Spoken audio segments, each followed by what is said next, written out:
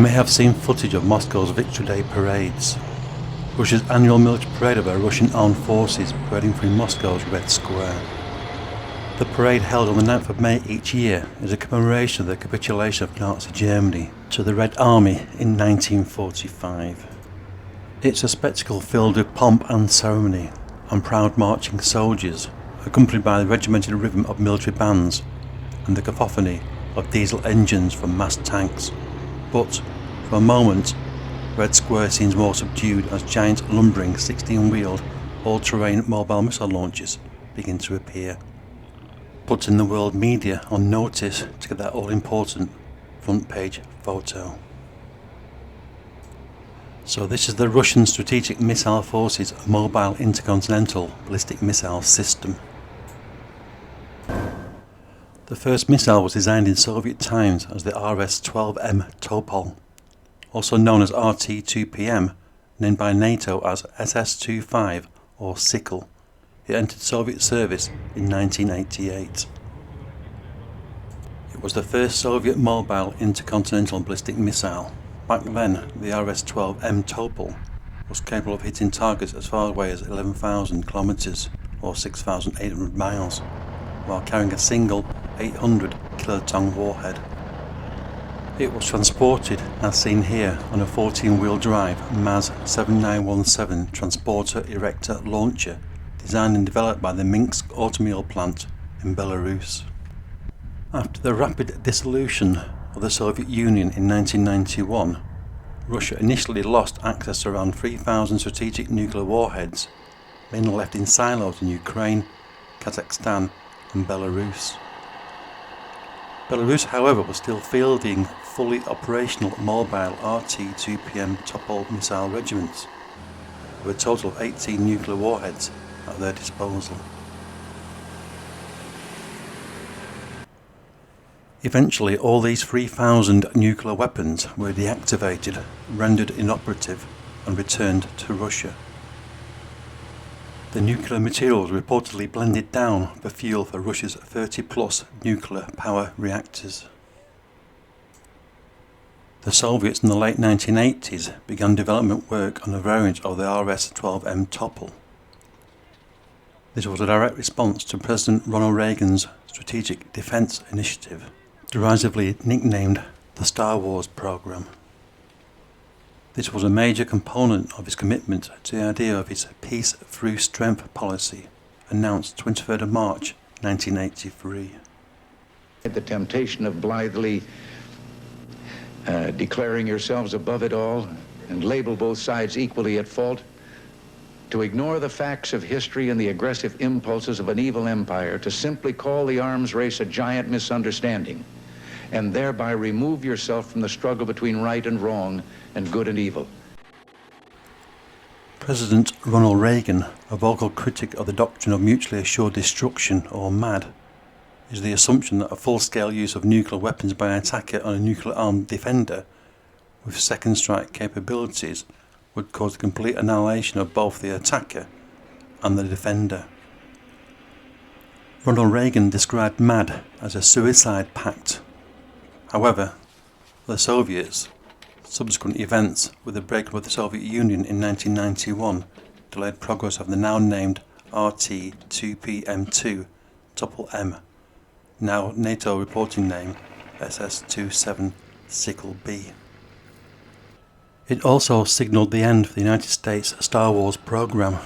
This advanced ground and space-based global system, designed to shoot down any Russian launch missile systems, was scrapped as the Cold War began to thaw and nuclear arsenals were rapidly reduced.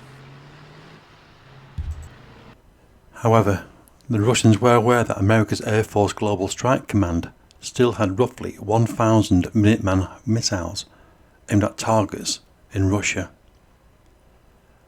American improvements started in 1993 on the LGM-30G Minuteman III Accuracy, which was good enough now to attack hardened military targets, including Soviet and now Russian Federation missile silos.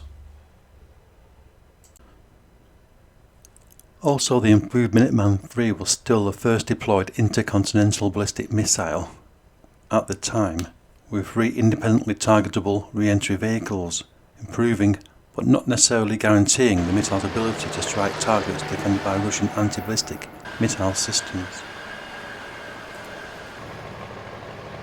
The Russian military nonetheless took no chances and progressed the development of the stalled Soviet new mobile missile system. Doing so narrowed the Russian perceived imbalance in MAD. After all, mobile nuclear missile launchers are a lot more difficult to locate and destroy.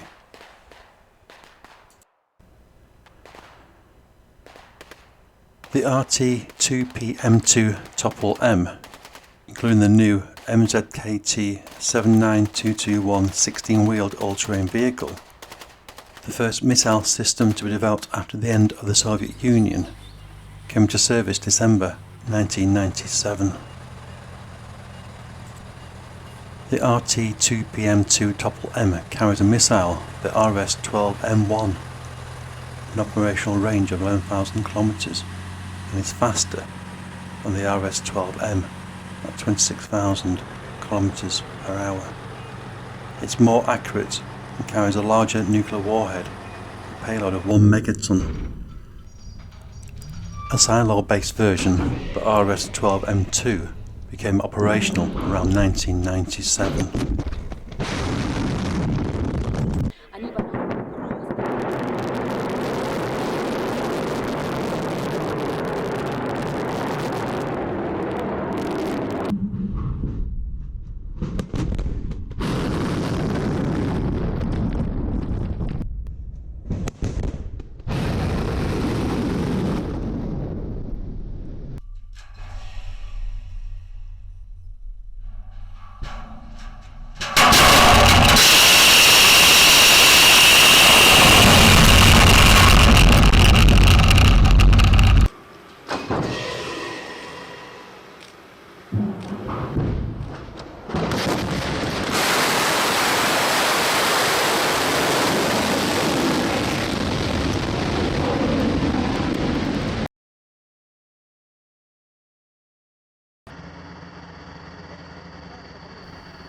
In 2008, the Russian military announced the development of the RS-24 Yars missile, operational range of 11,000 to 12,000 kilometers, possibly capable of carrying up to 10 independently targetable warheads, ranging from 150 to 500 kiloton nuclear payload per warhead.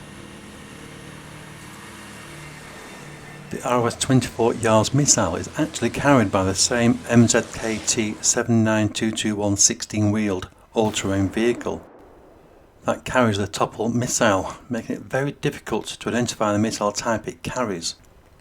The Russian strategic missile forces often patrol with several launch vehicles carrying either the RS-24 Yars RT-2PM2 variant or the RT-2PM2 Topol-M, or will actually patrol with a combination of both missiles in one large patrol group.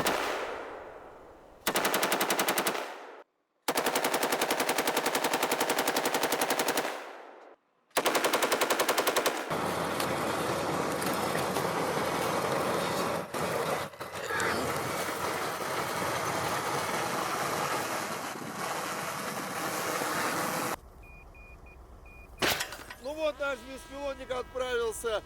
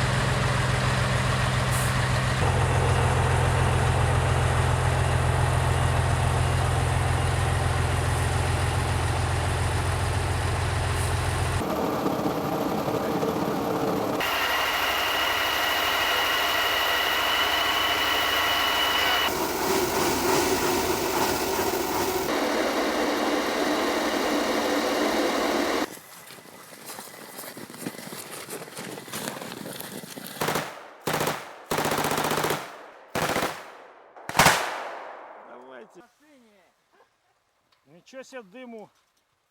Хрен мы что увидим в таком дыму. Ребят.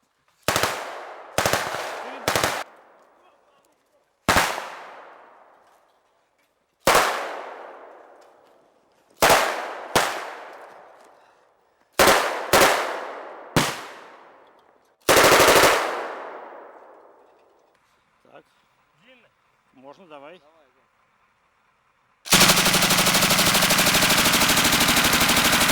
This map of the Russian Federation shows the mobile missile launcher's base of operations and patrol areas. The majority are positioned closest to NATO member countries and allies, and with its 11,000 kilometre range, able to target and fire against the United States east and west coasts and beyond, from either side of the Russian Federation. According to the Strategic Missile Forces Commander of the Strategic Missile Forces, Colonel General Sergei Karakayev, he has about 200 mobile launchers in service.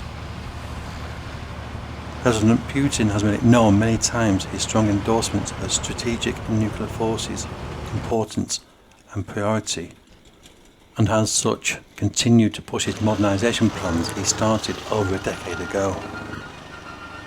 In November 2020 at Sochi, President Putin declared, "I want to emphasise that, despite the constantly changing nature of military threats, the nuclear triad remains a primary key guarantee of Russia's military security.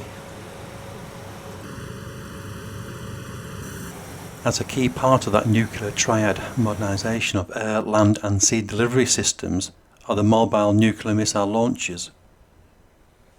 Colonel General Sergei Karakayev stated in 2019 that 76% of strategic missile forces will be modernised by the end of the year with new missiles, and by 2024 its forces will reach 100% modernisation and no longer have obsolete Soviet-made missile systems in the strategic missile forces.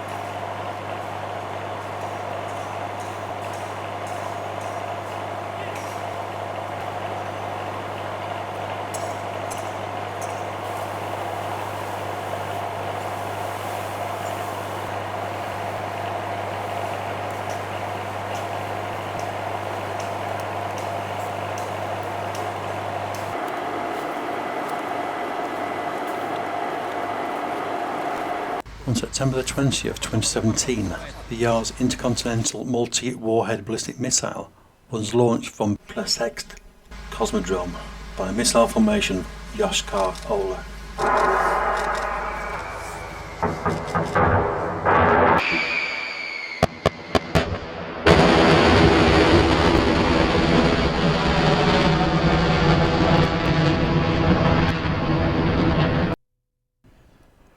There is much speculation that Russian forces could deploy a low-yield tactical nuclear weapon against Ukraine forces. Deployed any number of ways, including missile or artillery shell.